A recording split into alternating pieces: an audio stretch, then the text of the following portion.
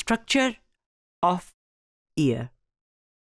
Sense of hearing के लिए बाकी तमाम सेंसेस की तरह एक सेंस ऑर्गन भी होगा, रिसेप्टर भी होंगे, क्योंकि हर सेंस के साथ एक सेंस रिसेप्टर होता है।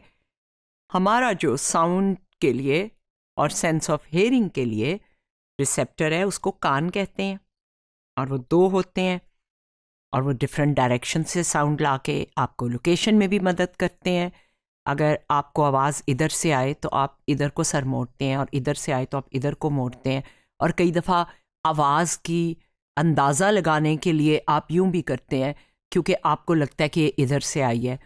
ऐसा धोखा क्रिएट किया जा सकता है कि आपको पता ना चले कि आवाज़ कहाँ से आ रही है, लेकिन आम जिंदगी में हमारे दोनों कान ये फंक्शन करते हैं कि वो मुख्तलिफ सिमत से आने वाली आवाज़ों को ब्रेन के एरिए में पहुंचाते हैं। और अगर दोनों तरफ से डिस्टेंस इक्वल है तो आपको यही पता चलता है कि वो आपके पीछे से होगी, क्योंकि दोनों तरफ से डिस्टेंस इक्वल है, या सामने से होगी। और अगर वो एक तरफ से करीब है तो इस कान में आवाज़ पहले आएगी। हमारा जो कान है, द ईयर, इसको हमारे जो ऑडिटरी सिस्टम को 3 काम करने होते हैं इससे पहले कि हम कोई आवाज़ सुन सकें। सबसे पहले इसने साउंड स्टिमुलस को रिसेप्टर्स तक डिलीवर करना होता है। सेकंड, इस स्टिमुलस को उसने ट्रांसड्यूस करना होता है। Transduction, as we learned earlier, is the changing of one type of energy into another.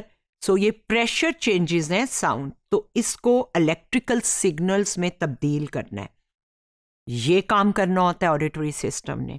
और तीसरा जो करना होता है कि इन इलेक्ट्रिकल सिग्नल्स को प्रोसेस करना है, फिर इन्हें समझना भी है, इन्हें प्रोसेस भी करना है, ताकि इन सिग्नल्स के ज़रिए आप साउंड सोर्स भी पता कर सकें, क्वालिटी ऑफ साउंड यानी पिच, लाउडनेस, टिम्बर और लोकेशन को जान सकें। आवाज़ की पिच कैसी है, लाउडनेस कैसी है, कितनी ऊंची है, उसका टिम्बर क्या है, और वो किस तरफ से आ रही है, इस सब को भी प्रोसेस करना होता है। कान का जो स्ट्रक्चर है उसको देखने के लिए हमें एक ज़रा बड़ा स्केल पे देखना पड़ता है। बाहर जो कान हमें नज़र आता है उसका जो जिसे पकड़ा जाता है या खींचा जाता है या जिसमें जेवर पहना जाता है, पिन्ना जिसे कहते हैं, वो एक पंखा सा जो बना हुआ है हमारे कान की जो असल अंदर कैनाल जा रही है उसके बाहर, उसके अंदर से जो कान की जिसको हम सुरंग कह लें या कैनाल कह लें जा रही है, वो ऑडिटरी कैनाल कहलाती है। यही ऑडिटरी कैनाल है जिसके अंदर हम कभी सफाई कर लेते हैं, बस हमारी पहुंच इतने तक ही है। अंदर जाकर आपको ईयर ड्रम यानी पहला जो कान का पर्दा है जिसके बारे में कहते हैं कि जी डैमेज हो गया या उसको कुछ हो गया, वो है। उसके पीछे 3 बोन्स हैं जिन्हें स्टेप्स कहते हैं। उसके बाद आपको एक ओवल विंडो है जो फुट प्लेट है स्टेप्स की, उसके नीचे है ये ओवल विंडो। ये सब आवाज़ को आपके कान में गूंज के चेंज करके दिमाग तक पहुंचाने के लिए मशीन बनी है आपके कान की। फिर राउंड विंडो है, वो भी मिडल ईयर की तरफ जा रही है। तो ये जो हमारा स्ट्रक्चर है ईयर का, इसमें जहाँ पे आपकी ये कनाल ख़त्म होती है और आपका ये विंडो शुरू होती है, ये आउटर ईयर कहलाता है।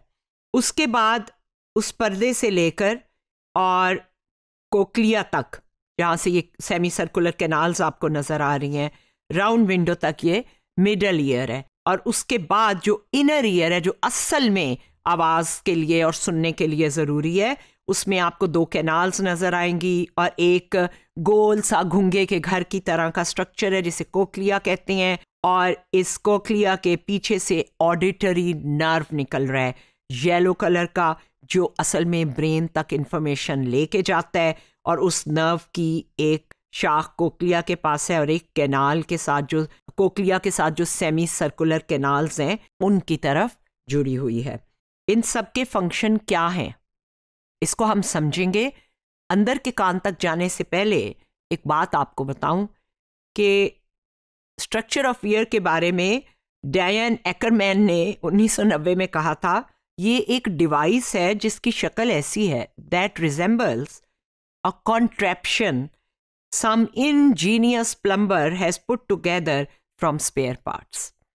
यानी ये एक ऐसी कोई बनाया हुआ मलगूबा कॉन्ट्रैप्शन, कोई औजार सा लगता है जिसको स्पेयर पार्ट्स जोड़ जाड़ के बनाया गया हो। तो देखने में ऐसा ही लगता है आपका ईयर, लेकिन आउटर ईयर कितना अहम है। हम कानों के बारे में जब बात करते हैं तो हम आमतौर पे ये जो हमारे बाहर हैं पिन्ना, इसको रेफर कर रहे होते हैं। जैसे मैंने कहा, ये वो स्ट्रक्चर हैं जो स्टिक आउट करते हैं हमारे साइड ऑफ हेड से। ये नज़र तो सबसे ज़्यादा आते हैं, लेकिन ये सबसे कम अहम है। यानी ये ना भी हो तो आपको अंदर की जो आवाज़ का एक्सपीरियंस है वो हो सकता है, लेकिन अगर अंदर कोई गड़बड़ हो जाए तो इनसे कोई फ़ायदा नहीं होता। इनका काम सिर्फ साउंड को इकट्ठा करके अंदर लेके जाना है। इसकी अहमियत है, ज़ाहिर है जो ऐनक पहनते हैं उनके लिए बहुत अहमियत है। तो लेकिन ये वो है जिसके बगैर गुजारा हो सकता है। So major workings of the ear are found within the head, hidden from the view. Sound waves pass through करती हैं आउटर ईयर से, जो कि पिन्ना है, और ऑडिटरी कैनाल है। ऑडिटरी कैनाल एक ट्यूब लाइक स्ट्रक्चर है जो 3 सेंटीमीटर लंबा है बड़ों में, और ये प्रोटेक्ट करता है जो डेलिकेट स्ट्रक्चर हैं अंदर मिडल ईयर में, वो बाहर की दुनिया के हैजर्ड्स या ख़तरे से। कभी किसी को बहुत ज़ोर की चोट लगी हो ना बाहर, तो कई दफ़ा उसका प्रेशर अंदर के उस पर पहुँच जाता है, लेकिन पर्दा बाकी को डैमेज होने से बचा लेता है, और ख़ुद जो है वो कई दफ़ा पर्दे पे ज़रब आ जाती है। प्रोटेक्टिव फंक्शन के अलावा आउटर ईयर का एक और भी है, ये इंटेंसिटी ऑफ साउंड्स को इकट्ठा करके इन्हेंस कर देता है। फिजिकल प्रिंसिपल जो है रेजोनेंस का, गूंज का, उसके ज़रिए resonance occurs in the auditory canal. इकट्ठा होके ये यहाँ गया है ना, तो कैनाल में जाके वो रेजोनेंस क्रिएट होती है। साउंड वेव्स जो कि close end of the auditory canal से रिफ्लेक्ट होती हैं और वो साउंड वेव से इंटरेक्ट करती हैं जो कैनाल में एंटर हो रही हैं। हम इस रेजोनेंट जो फ्रीक्वेंसी है, ये लेंथ ऑफ कैनाल को पे कैसे डिपेंड करती है, इसको हमें ज़रूर अप्रिशिएट करना पड़ेगा कि टोन ब्लोइंग, जो टोन प्रोड्यूस करते हैं by blowing across the top of soda bottle, changes as we drink more soda. मसला आपने अगर बोतल में किया है तो उसमें से जो आवाज़ आई है, जब वो खाली होती जाएगी तो वो आवाज़ जो है वो बदल जाएगी। तो जितना एयर पाथ जो है वो लेंथ होती जाएगी तो रेजोनेंट फ्रीक्वेंसी बदल जाएगी, और उसकी वजह से ही ये आवाज़ का फ़र्क जो है वो होगा। तो ये इस कैनाल का काम है, उसको वहाँ पहुँचाना, अंदर के साथ रेजोनेंस करना और बाहर वालों के साथ उसका इंटरेक्ट होना। Measurement of sound pressures inside the ear indicate that the resonance that occurs in the auditory canal has a slight amplifying effect on frequencies between about 1000 Hz and 5000 Hz. This interaction reinforces some of the sound's frequencies, with the frequency that is reinforced the most being determined by the length of the canal. The frequency reinforced the most is called the resonant frequency of the canal.